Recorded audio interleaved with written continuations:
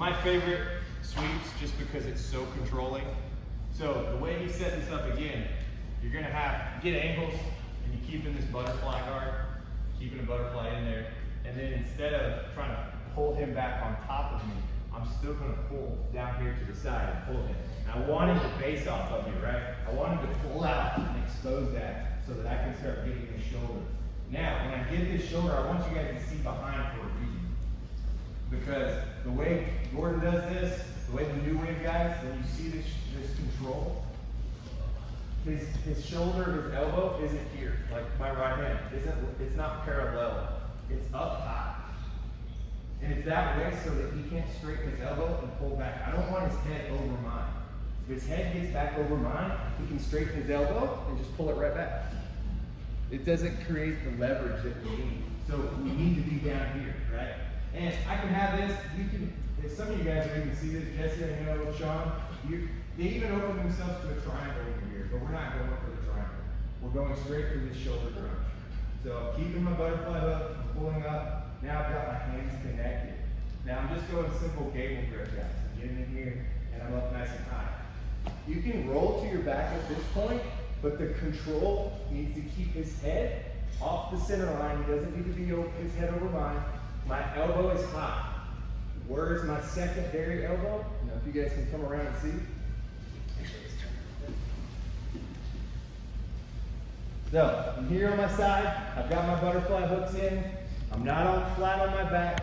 My elbow is nice and high. My secondary elbow is not in his neck. You guys will start to see a lot of guys do this sweep and they'll be sitting here just like this. And they'll push this neck. It's not what this elbow is for. Their elbow is usually down and this is in the neck. This is how they turn their elbow straight and pull it right back and you lose it. What you want to be is here on your side, elbow high. Now, yes, there is an arm bar here, but we're not going for the arm bar. We're going for this sweep. So you don't push against the throat.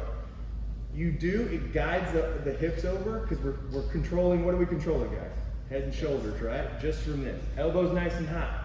Now, as I start to turn, I elevate, and I'm not pushing into his throat. All the movement I'm getting is in his hips, but he can't drive against me. If he drives forward, he does put this into his throat. That's why it's there. It's a frame. But we're coming all the way over. We're keeping this the whole time. And just finish right here on top. Do this again. Okay. So, if you guys notice, my arm drags are never like this. I like to pull down.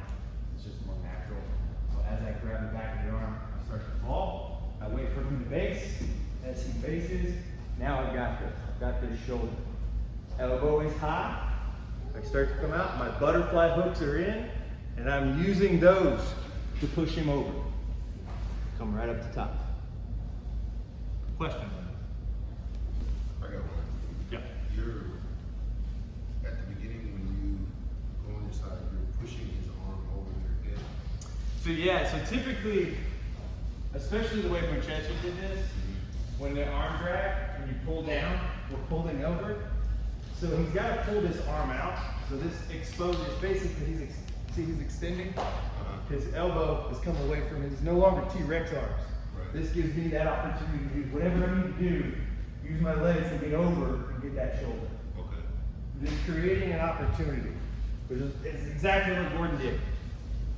I mean, you're talking about one of the two highest level guys in the world going at each other, and he arm dragged him and swept him, just as a very basic shoulder crunch, but following all these. The arm drag pulls in, pulls down, and it forces you to either go down or base off that shoulder.